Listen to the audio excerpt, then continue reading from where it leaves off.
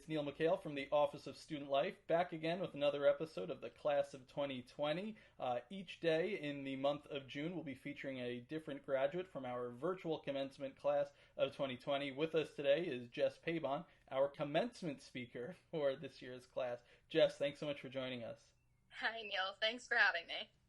I know you're going to be delivering your speech very soon. How's everything going with that? It's good. It's good. I'm really excited. I know we spoke about some of your involvement last time, but really to summarize a lot of your involvement, the big one for you is being involved in PTK. Just Yeah. talk about how that came about with you getting involved in an executive position. So, the spring semester of my second year, or of my first year, I got the letter, I did the induction, I went through everything, and I heard Dr. Rickert, our amazing advisor, talking about how their entire officer class was graduating, just like we did this year. And I knew there were positions open, and I was super excited to get involved on campus, and I emailed the president at the time, and she gave me the day to come in and interview, and I ended up meeting some of my best friends at that interview, and we all got our positions that way. So it was a great experience. And not only did you have a great experience, but you guys did a lot of things for our campus. Yes. Just thinking about the work that was done with the Victory Garden this year, some of the other involvements with helping out with Helping Hands and the food pantry. How nice is that to be a part of a club that's able to give back to the community? I've always been really into volunteering and doing volunteer work, so service has always been a part of my life, and being able to be a part of a club that was that involved on campus all the time. From the Victory Garden, we spent hours for months on that Victory Garden, and it was so rewarding. It was amazing. I've never been a part of a club that did that much service, and honestly, it's the best thing I got out of OCC, so... So, in addition to your involvement at Ocean County College, and I know you worked at the bookstore, you practically lived on campus, and it's especially unique because you're a younger student who came to join us, a little bit earlier in your time, while most students are still in high school. Talk a little bit about that experience and how it is, and I'm sure it's a little bit intimidating being on a college campus.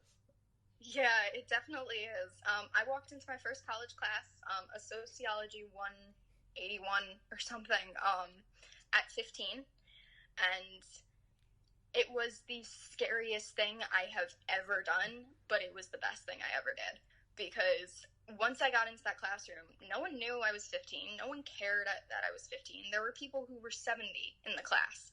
It was such a welcoming environment where we could just learn, and I've been looking for that forever.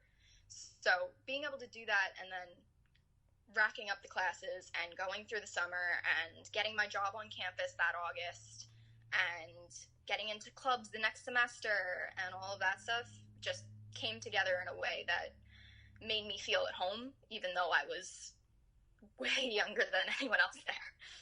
And it also lets you kind of complete that circle of, what makes a college experience, because any kind of school that you go to, you can create that college experience. It's really up to you what kind of experience you make. So you're an epitome of that. There may be students that are watching this now that might be coming in at a younger age. There may be students that are coming in at any, like you mentioned, there was somebody in your class who was in their 70s. If somebody wanted to get involved and they asked you, should I get involved in campus? What are the pros? What are the cons? What would you say, a big pro for getting involved?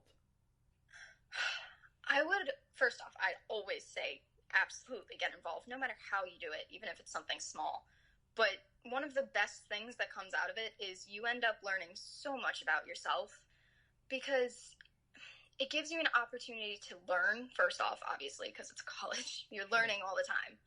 But in clubs and getting involved with other people, you learn so much about different people, how to work with people that maybe you didn't think that you could, how to work with different age groups, and just it really makes you a better person overall. So that's probably the biggest pro. So the last one for me, we're just going to go back to commencement because, again, as we mentioned, you're a commencement speaker this year, and that's a really a great accomplishment.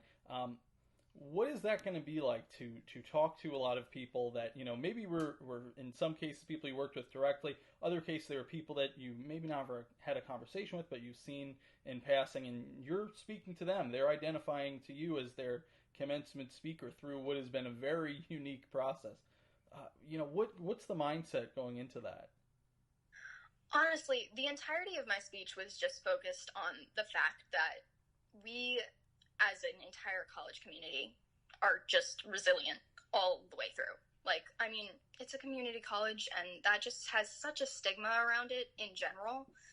The fact that this many graduates pushed through and then on top of that finished during the coronavirus, that mindset was so close to my heart going into it. It was there when I wrote the speech, it was there when I practiced it, and it'll be there when I say it. So it's just our resilience and our strength in finishing at all. Like, that's an accomplishment, and a lot of people don't always think about that. So absolutely. Well, Jess, thank you so much for joining us today. We look forward to hearing your speech. Congratulations on your upcoming graduation, and thanks for being a guest with us today. Of course.